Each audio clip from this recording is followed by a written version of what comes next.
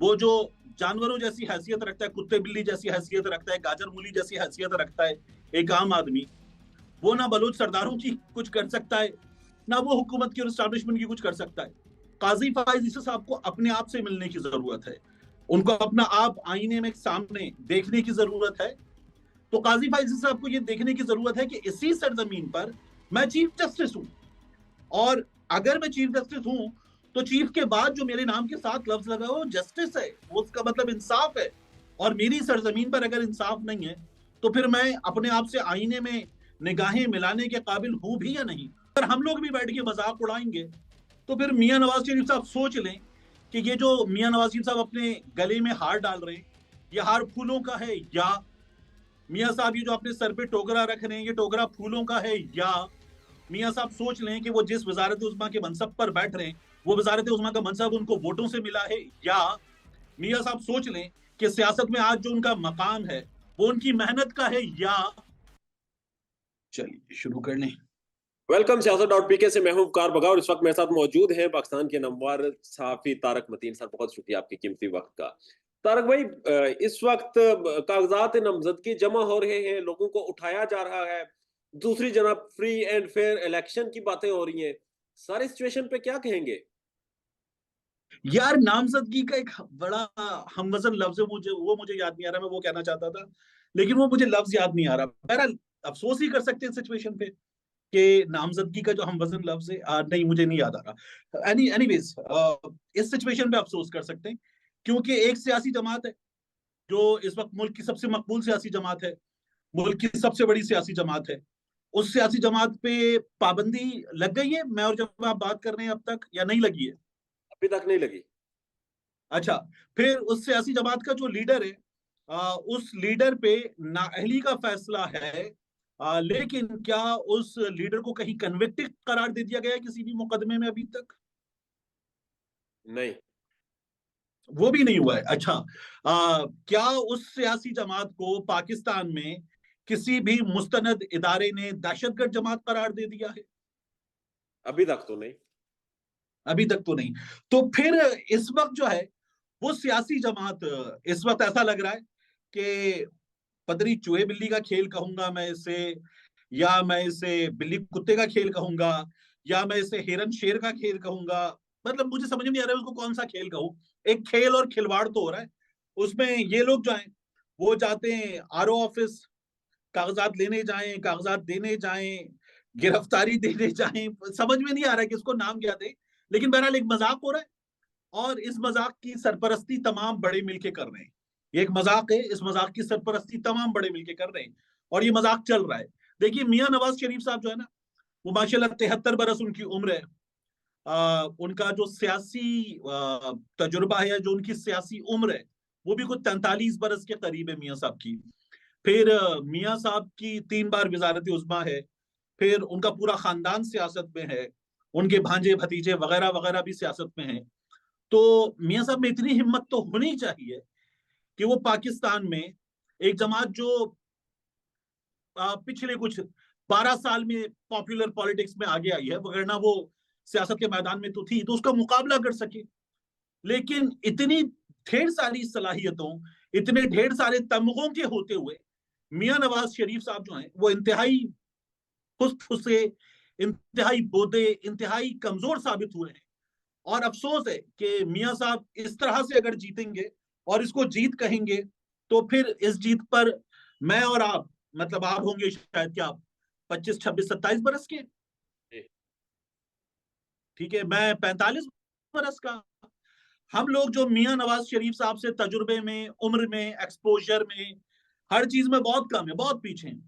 तो अगर हम लोग भी बैठ के मजाक उड़ाएंगे तो फिर मियां नवाज शरीफ साहब सोच लें कि ये जो मियां नवाज शरीफ साहब अपने गले में हार डाल रहे हैं ये हार फूलों का है, या मियां साहब ये जो अपने सर पे टोकरा रख रहे हैं ये टोकरा फूलों का है, या मियां साहब सोच लें कि वो जिस वजारत उज़्मा के मनसब पर बैठ रहे हैं वो वजारत उज़्मा का मनसब उनको वोटों से मिला है, या मियां साहब सोच लें कि सियासत में आज जो उनका मकाम है वो उनकी मेहनत का है, या मियां साहब नवाज शरीफ साहब सोच लें कि आज उनको अपना जो मुस्तकबिल नजर आ रहा है वो मुस्तकबिल उन्होंने अपनी मेहनत से ऊपर उठाया है, या। तो बस इस या के बाद जो जवाब है वो जवाब आम सड़क छाप जबान का जवाब है, जो आपको भी मालूम है, मुझे भी मालूम है, नहीं मालूम तो मियां नवाज शरीफ को नहीं मालूम। सर मियाँ साहब कहते थे वोट को इज्जत दो। मरियम बीबी कहती थी कि एक रास्ता है, जिस रास्ते में इक़्तिदार है वहाँ पर हाथ जोड़ने पड़ते हैं, वहाँ पर कुछ और नाज़ेबा गुफ्तगू वो करती थी। तो ये क्या हुआ कि इतना सियासी सफ़र, इतनी सियासी ज़िंदगी, इतना तजुर्बा और फिर जाकर आपने वही रास्ता अपनाया और आप वोट की इज्जत को भी भूल गए, आप अपनी इज्जत को भी भूल गए। ये हुआ कैसे? देखिए, मरियम नवाज शरीफ साहबा ने आज एक ट्वीट किया है, सरफराज बंगलजई के हवाले से, गुलजार इमाम शंबे के हवाले से, और मरियम नवाज शरीफ साहबा ने कहा है कि इन लोगों को जो कौमी धारे में लाए हैं सियासत के, उन लोगों को वो खिराज तहसीन पेश करती हैं। आईएसआई का नाम लिख के मरियम नवाज शरीफ साहबा ने उनको खिराज तहसीन पेश किया, उनका शुक्रिया अदा किया है, जो जाहिर बनता है, क्योंकि ये हमारी प्रीमियर एजेंसी है, और ये प्रीमियर एजेंसी जो है वो पाकिस्तान की कई फ्रंट्स पे खिदमत करती है, पाकिस्तान को बहुत से खतरात से महफूज रखती है, और जो इनकी खिदमत है उन खिदमत का एतराफ मुझे, आपको, मरियम नवाज शरीफ को, इमरान खान को, सबको करना चाहिए।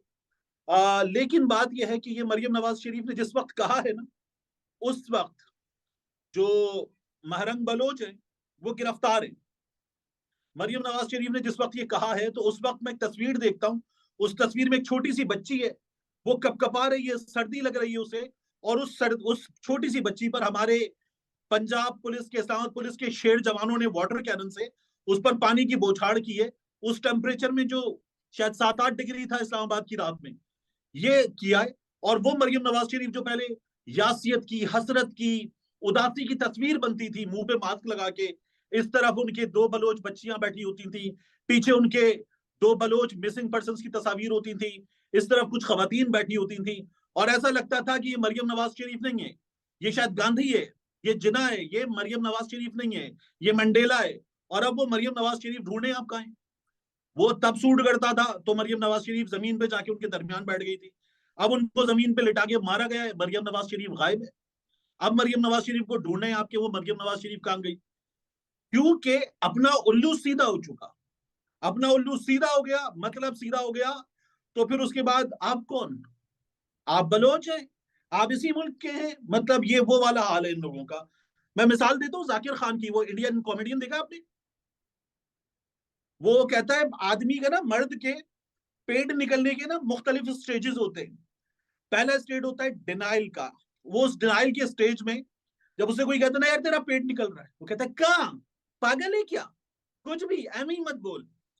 दूसरा स्टेज होता है जब मर्द का पेट निकलता है, तो उससे कहा जाता है कि यार तेरा पेट निकल रहा है, तो कहते हैं किधर, ज्यादा खा लिया है, अभी वॉशरूम जाऊंगा, थोड़ी सी वॉक करूंगा, ठीक है, नहीं तुझे लग रहा है।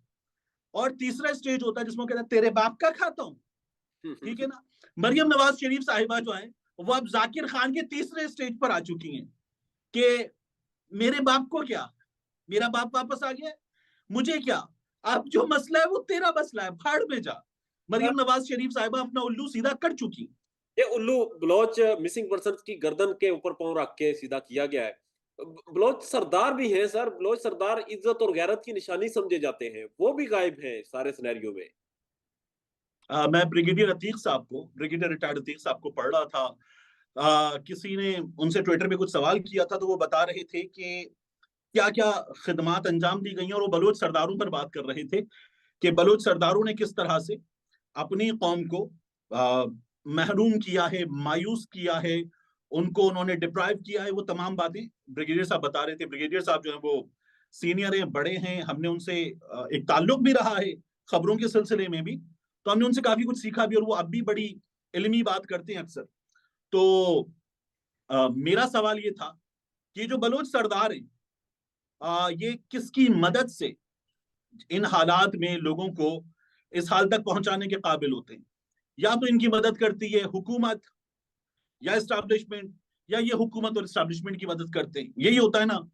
वो जो जानवरों जैसी हैसियत रखता है, कुत्ते बिल्ली जैसी हैसियत रखता है, गाजर मूली जैसी हैसियत रखता है एक आम आदमी, वो ना बलोच सरदारों की कुछ कर सकता है, ना वो हुकूमत की और इस्टेब्लिशमेंट की कुछ कर सकता है। तो ये जो बलोच सरदार हैं, इनके भी चीजें गिनवाने के बजाय आपके पास वो ताकत है, वो इख्तियार है, वो हैसियत है कि जिसके जरिए आप इन बलोच सरदारों से भी शायद हिसाब मांग सकते हैं।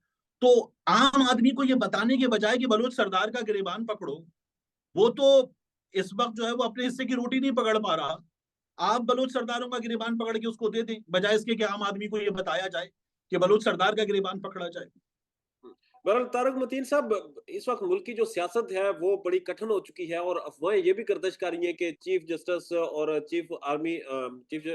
आर्मी चीफ की भी कोई मुलाकात होने वाली है या कुछ इस तरह की। सोशल मीडिया पे काफी बातें चल रही हैं। तो आपको लगता है कि ये बन क्या रहा है इस वक्त? अच्छा, नहीं, ऐसी कोई मुलाकात होने वाली है इसका तो मुझे नहीं अंदाजा। एक खबर दी थी वॉइस ऑफ अमेरिका ने इरम अब्बासी के हवाले से, और उनकी एक और रिपोर्टर है गालिबन सबा समथिंग, उनके हवाले से, कि जिन्होंने उन दो ताजिर बरादरी के रहनुमाओं से जो अमेरिका में आर्मी चीफ साहब की बैठक में मौजूद थे, उनके हवाले से उन्होंने दो बयान दिए थे, वॉइस ऑफ अमेरिका ने रिपोर्ट किए। और उन्होंने ये कहा कि इलेक्शन शायद चंद दिन आगे जा सकते हैं। ये उन लोगों का हवाला था और उसको बाद में आगे बढ़ाया गया था। बाद में हुआ ये कि फिर जियो न्यूज ने खबर दी कि नहीं, आर्मी चीफ साहब ने यही कहा है कि इलेक्शन 8 फरवरी को ही होंगे। और जियो ने उस खबर को कंक्लूड किया और लिखा कि जब आर्मी चीफ अमेरिका में 14 फरवरी को ये 14 फरवरी क्या नाम 14 दिसंबर को ये बात कर रहे थे, तो उस मौके पर आर्मी चीफ साहब शायद चंद घंटे पहले बात कर रहे थे उस समाज से जो काजी फाइज ईसा साहब ने की। तो इसलिए आर्मी चीफ साहब ने ये बात पहले कर दी थी। तो जियो न्यूज का ये दावा जाहिर है कि ना आप अमेरिका में थे ना मैं अमेरिका में था। We were not in the room, Hina Rabbani Khar साहिबा की जबान में, we were not in the room या we were not in the hall. तो लेकिन खबर बाद में जियो ने ये दी है कि आर्मी चीफ साहब ने 8 फरवरी को ही इंतखाबात की बात की है। I don't see a reason कि क्यों मुलाकात होगी। बात यह कि काजी फाइज ईसा साहब को उनसे मिलने की जरूरत नहीं है। काजी फाइज ईसा साहब को अपने आप से मिलने की जरूरत है। उनको अपना आप आईने में सामने देखने की जरूरत है। ये देखने की जरूरत है कि वो पाकिस्तान के चीफ जस्टिस हैं। काजी फाइज ईसा साहब को वो देखने के बाद पाकिस्तान के हालात देखने की जरूरत है। पाकिस्तान के लोगों को सुनने की जरूरत है। जहां पर एक बूढ़ी माँ बताती है कि उसके गिरेबान के बटन फटे हैं, जहां पर एक बूढ़ी माँ बताती है कि उसको थप्पड़ भी मारे गए हैं, गंदी गालियां भी दी गई हैं, जहां पर ईमान ताहिर सादिक का खानदान बता रहा है कि उनके साथ क्या हुआ है, जहां पर लोग गायब हो रहे हैं, जहां पर अडियाला जेल के अंदर से एक वकील गायब हो गया है। तो काजी फाइज साहब को यह देखने की जरूरत है कि इसी सरजमीन पर मैं चीफ जस्टिस हूं, और अगर मैं चीफ जस्टिस हूं तो चीफ के बाद जो मेरे नाम के साथ लफ्ज लगा वो जस्टिस है, वो उसका मतलब इंसाफ है। और मेरी सरजमीन पर अगर इंसाफ नहीं है तो फिर मैं अपने आप से आईने में निगाहें मिलाने के काबिल हूं भी या नहीं। तो काजी फाइज साहब को इस वक्त खुद से मिलने की जरूरत है। तारक मतीन साहब, मुझे आखिर में ये बता दीजिएगा कि अंसार अब्बासी साहब सीनियर पाकिस्तान के एक सहाफ़ी हैं, वो कहते हैं लेवल प्लेइंग फील्ड दी गई या पाकिस्तान की मकबूल तरीन जमात अगर इलेक्शन जीत कर आएगी, अगर उसे मौका दिया गया, अगर उसे मौका मिल गया तो पाकिस्तान का नुकसान होगा। मुझे समझ नहीं आई कि ये वो तंज़िया कह रहे थे या ये क्या एक बयानिया। मैं इस सवाल का जवाब देना जरूरी है? सर अगर दे दे तो। अच्छा, अगर आप कह रहे हैं तो मैं दोबारा दे देता हूँ। मैंने पूछा इसलिए कि देना जरूरी है क्योंकि जब बंदा सीनियर होता है ना आपसे, तो आप जवाब देना अवॉइड कर लें, ज्यादा अच्छी बात होती है।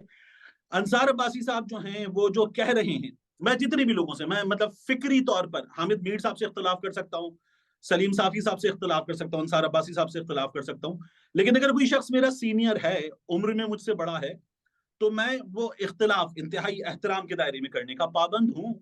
और मैं उसके फन से, कि वो लिखना जानता है, वो अपना माफी जमीर बयान करना जानता है, तो मैं उसके फन की कदर जरूर करूंगा, उस बुनियाद पर उसको अपना उस्ताद जरूर कहूंगा। तो मैंने यही लिखा कि अंसार अब्बासी साहब, आपको पढ़ा है, आपसे सीखा बहुत कुछ है, लेकिन इस तरह की बात करके कि अगर पाकिस्तान तहरीक इंसाफ इलेक्शन जीत गई और जीत जाएगी, जब आप ये भी कह रहे हैं कि जीत जाएगी और उसके जीतने से पाकिस्तान को नुकसान होगा, क्योंकि डे वन से जब वो पावर में आएगी जीत कर तो वो फौज से कन्फ्रंटेशन करेगी। तो एक तो फिर हमें ये बता दीजिए कि अगला क्रिकेट वर्ल्ड कप कौन जीतेगा, क्योंकि अगर आप इतना जानते हैं कि ये होगा और इसके नतीजे में ये हो जाएगा, तो फिर हमें ये बता दीजिए कि बिलावल की शादी की तारीख क्या है, और बिलावल के घर पहली औलाद लड़की होगी या लड़का, ये भी हमें बता दीजिए अगर आप इतना जानते हैं। और फिर अगर आप ये बात कर रहे हैं तो फिर आप कहाँ जमहूरी बात कर रहे हैं? फिर तो आप गैर जमहूरी कुव्वतों के कासाले से, आप भी एक रॉन्ग नंबर है, और क्या है। पाकिस्तान में इस वक्त सबसे बड़ा मसला बोलने का है। पाकिस्तान में बोलने नहीं दिया जाता, जुबानें खींच ली जाती हैं, डर है, खौफ है, टेरर है। पाकिस्तान का मीडिया मुकम्मल तौर पर कंट्रोल्ड है, वेल मैनेज्ड है, एक मैसिव सेंसरशिप है। इसी तरह का दबाव पाकिस्तान में सियासत.pk भी फेस कर रहा है। जिसे पाकिस्तान भर में गुज़श्ता कई महीनों से मावरा आइन, मावरा कवानीन मुकम्मल तौर पर बंद कर दिया गया है, मुकम्मल तौर पर बैन कर दिया गया है। siyaset.pk की नशरियात को लिमिटेड करके पाकिस्तान में छोड़ दिया गया है। तमाम तर कानूनी मुआवजे के ऊपर आवाज उठाई गई, दस्तक दी गई, लेकिन हर तरफ से खामोशी है, सन्नाटा है, कहीं पर कोई सुनवाई नहीं है, कोई सुनने को तैयार नहीं है। लेकिन इसका हल क्या है? क्या खामोश हो जाए? क्या सवाल ना करें? क्या मालूमात आप तक ना पहुंचाएं? क्या इंफॉर्मेशन आप तक ना पहुंचाएं? मालूमात भी पहुंचेगी, इंफॉर्मेशन भी पहुंचेगी, सवालात भी उठेंगे, लेकिन अब आपने रोल प्ले करना है, आपने अपना किरदार अदा करना है। और छोटा सा एक प्रोसीजर है, प्रोसेस है, उसके बाद आप अपना किरदार अदा करें और हमारी मदद करें।